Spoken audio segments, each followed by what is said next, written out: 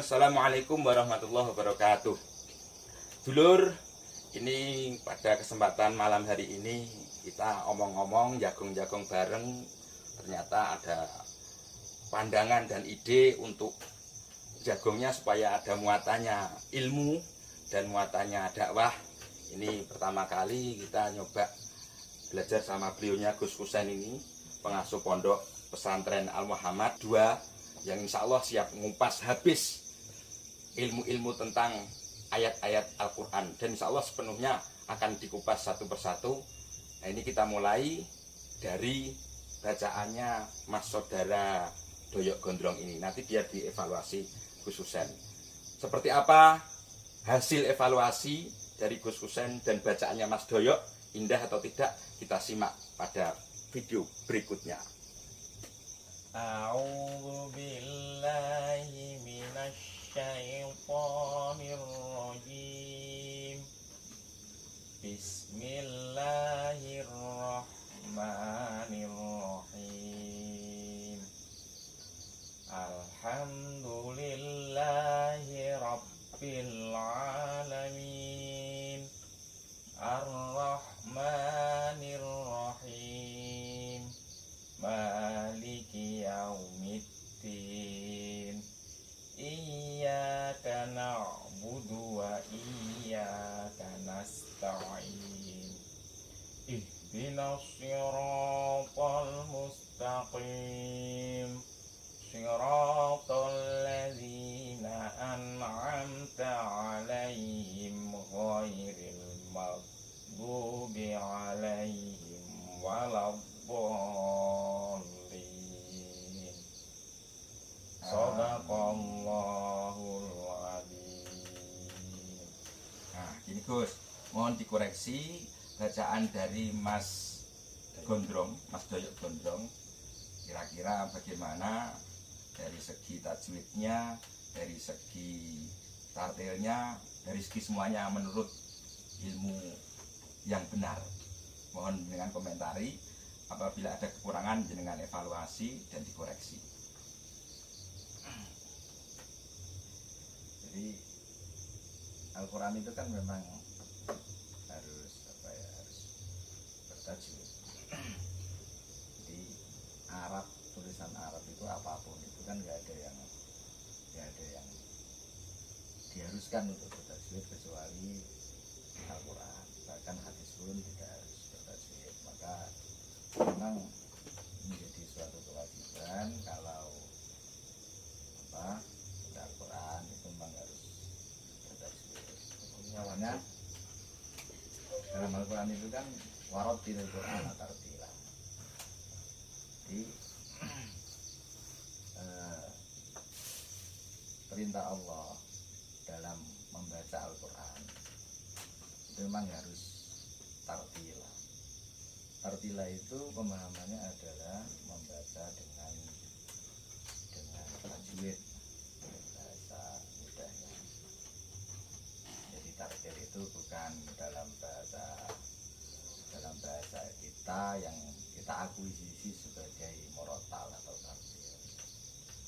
Tartil itu maksudnya membaca dengan tajwid, baik itu dengan kondisi yang sangat pelan, yang kenal dengan qiraah, atau yang kenal dengan tartil, bacaan sedang, atau hadr, bacaan cepat. Bacaan cepat tadi apa, Gus? Hadr. Hadr. Jadi perintah Al-Quran dengan tartila, dengan tajwid itu perintah Al-Quran. Itu Memang perintah suatu- cepat di hadis atau di Quran? Enggak, maksudnya begini. Membaca Al-Quran itu wajibnya adalah dengan bertajwid. Makanya tartila, watil itu kan bacalah, kan itu fi'il amar. Jadi memang harus bertajwid. Artinya gini maksud saya, bahwa perintah Allah tartila itu tidak dengan murattal yang kita kenal, tapi membaca dengan Al-Quran itu dengan bertajwid, maksudnya tartila itu. Nah, tempo dalam membaca itu kan ada yang sangat pelan dan yang kita kenal sedang misalnya dengan murotal, atau yang hadir bacaan cepat itu apa, bisa juga semuanya ini disebut dengan tartib, bisa asal sesuai dengan tajwid. Jadi tidak harus murotal yang seperti yang kita bacaan cepat pun bisa disebut tartil yang seperti dalam perintah Al-Quran itu, selagi membaca dengan tajwid. Kan kalau masalah cepat, sedang, atau kan hanya tempo saja itu, tempo saja. Tapi kalau untuk berhati-hati ya mungkin kita kenal dengan tartil itu, berhati-hati dalam baca biar bisa benar bacaannya. Berarti pelan ya Gus ya. Iya, maksudnya hanya untuk apa, supaya tajwidnya itu kena. Tapi kalau orang itu sudah terbiasa, ya kan nggak ada masalah. Misalnya orang sudah terbiasa nyupir, meskipun cepat kan bisa benar juga. Jadi tidak harus pelan. Berarti kados kula ning Gus nggih. Biasa nyetir sekelan setir bunder saking kulinone medan apa ae bisa terlampaui. Jadi meskipun dengan bacaan itu cepat, kalau orang itu sudah belajar tajwid dengan benar, sudah terbiasa membaca dengan tajwid, ya meskipun cepat ya tetap disebut tartila. Maka tetap tampak lah panjang pendeknya, maknanya terus makhraj hurufnya tetap nampak. Jadi sesuai dengan ritme bacaannya. Makanya Al-Quran itu kan mengandung mukjizat, salah satunya adalah sakal, keindahan. Jadi makanya ini saya bahasa puitisasi, keterangan dengan puitisasi Al-Quran dulu ya.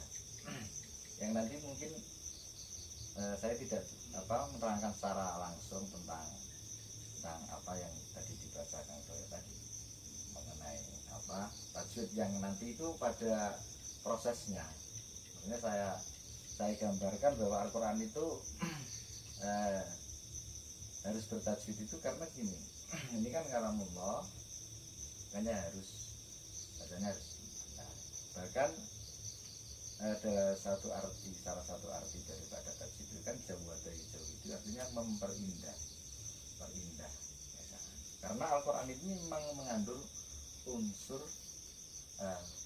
keindahan. Bahkan mukjizatnya salah satunya adalah uslub atau keindahan dari Al-Quran itu sendiri, dari baik segi redaksinya maupun juga isinya maupun juga kalimatnya. Misalnya Fatihah saja ini kelihatan Imam Syafi'i misalnya, kalau kita kaitkan dengan madzhab, biar maksudnya saya menjelaskan Imam Syafi'i itu biar logikanya Imam Syafi'i itu masuk. Misalnya begini, Fatihah ini kan memang sab'am minal masani Al-Quran Al-Azim. Itu salah satu kenapa Al-Quran itu atau Fatihah itu menjadi bacaan wajib dalam sholat. Karena alasannya napa Gus? sab'am minal masani Al-Quran Al-Azim, 7 ayat yang diulang-ulang. Nah, Fatihah itu adalah memang sudah semuanya ulama sepakat bahwa Al-Quran Fatihah itu adalah 7 ayat. Nah, 7 ayat ini dalam masalah ayatnya itu yang agak berbeda. Misalnya Syafi'i itu kan mulai Bismillah itu masuk. Ayat Fatihah. Yang paling drastis perbedaannya adalah Maliki. Maliki tidak menganggap Fatihah itu basmalah itu sebagai bagian daripada Fatihah. Jadi mulainya alhamdulillah. Tapi sama-sama bahwa harus 7 ayat. Makanya dibagi di siratal ladzina an'amta 'alaihim. Nah, di situ Waqaf. Ghairil maghdubi 'alaihim waladdallin 1 ayat. Nah, saya tadi mengatakan bahwa logika sakal, logika puitisasi, keindahan itu Musafi lebih masuk. Karena misalnya basmalah, Bismillahirrahmanirrahim, itu satu ayat, mat arit lisukun semuanya. Sakal secara keindahan puitisasi pas. Bismillahirrahmanirrahim, alhamdulillahirabbil alamin, arrahmanirrahim, maliki yaumiddin, iyyaka na'budu wa iyyaka nasta'in. Semuanya begitu. Inna siratal mustaqim, siratal ladzina an'amta 'alaihim ghairil maghdubi 'alaihim waladdallin. Secara itu kan pas. Tapi kalau Maliki agak gadok.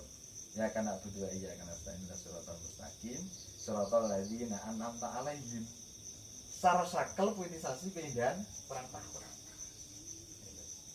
Tapi nggak ada masalah, Imam Maliki juga mempunyai dasar-dasar yang kuat.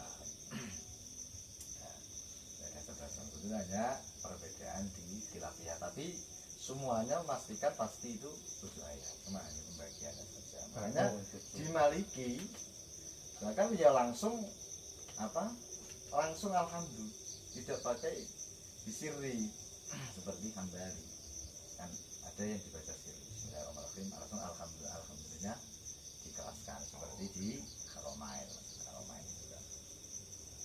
Nah itu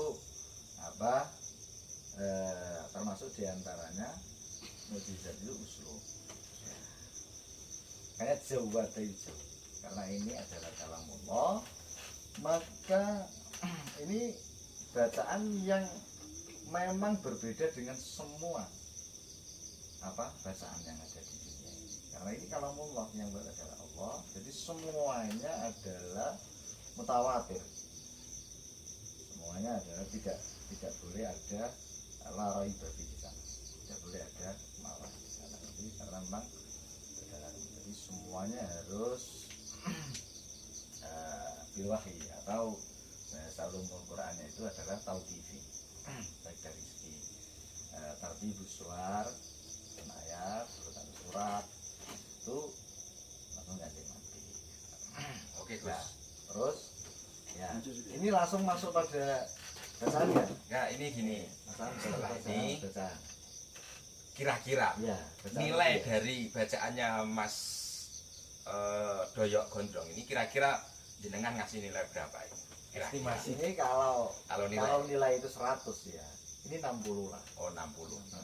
60 Mas Doyok berarti enggak merah ini. Cukup di bawah KKM berarti. Di bawah KKM. Enggak nilainya enggak merah-merah amat. Iya. Oke, jadi sementara untuk evaluasi Mas Doyok nilainya 60, besok ditingkatkan lagi supaya bisa mencapai nilai yang lebih tinggi. Banyak belajar Mas Doyok ya. Belajar dan belajar. Karena keterbatasan waktu sudah larut, ini harus kita closing. Jadi sementara ini dulu, karena ya masih banyak kegiatan jenengan mau ngaji di tempat lain. Jadi sementara untuk edisi perdana ini penilaian hanya sampai situ aja. Mohon maaf ya Gus ya. Jadi kita tutup. Tadi Mas Doyok Gondrong nilainya 60, perlu ditingkatkan lagi untuk belajarnya supaya bisa mencapai kualitas bacaan yang lebih tinggi lagi. Jadi untuk tadi yang disampaikan Gus Husain masalah riwayatnya suratul Al-Fatihah bagaimana, terus menurut Imam Syafi'i bagaimana, menurut Imam Maliki bagaimana, kita sambung lagi pada episode berikutnya ya Gus ya. Jadi begitu dulur, sementara episode pertama dan perdana dan action tadi ini yang pertama kali, semoga bisa membawa keberkahan buat kita semua dalam mempelajari ilmu-ilmu Al-Quran melalui jagongan syar'i ya. Jadi gitu aja, karena waktu sudah larut, kita cukupi sekian dan kita akan bersambung lagi pada episode yang berikutnya. Assalamualaikum warahmatullahi wabarakatuh.